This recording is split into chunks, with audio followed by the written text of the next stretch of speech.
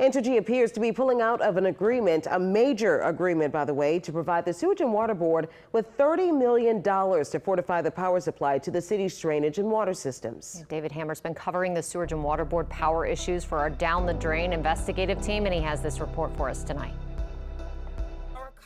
Mayor LaToya Cantrell announced a big agreement with Entergy last June.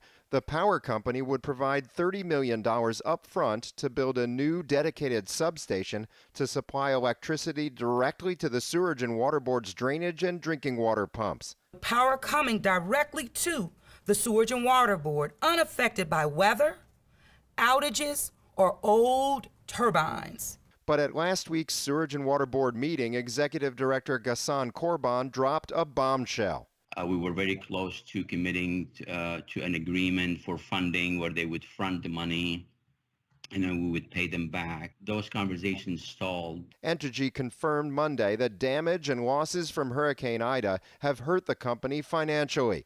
Cantrell's Deputy Chief Administrative Officer, Ramsey Green, said that in the last few weeks, the negotiations with Entergy, quote, drastically changed. I think the landscape has dramatically changed since July of last year when this arrangement was confected. But City Councilman Joe Giarrusso said the loss of Entergy's upfront loan could be a blessing in disguise if the city uses interest-free money from the American Rescue Plan, or ARPA.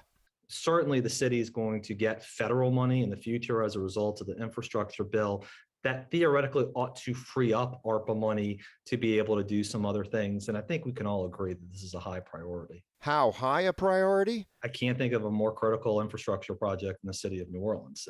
And it's simply, look, I've said many times before, you can't have a town if you're going to drown. Unfortunately, Korban says the delay in Entergy's funding means the substation will no longer be ready for hurricane season 2023. David Hammer, Eyewitness News. Entergy and the Sewerage and Water Board both issued statements today saying they remain committed to getting the substation built one way or another. But the two agencies have been fighting over funding for that project since at least 2016.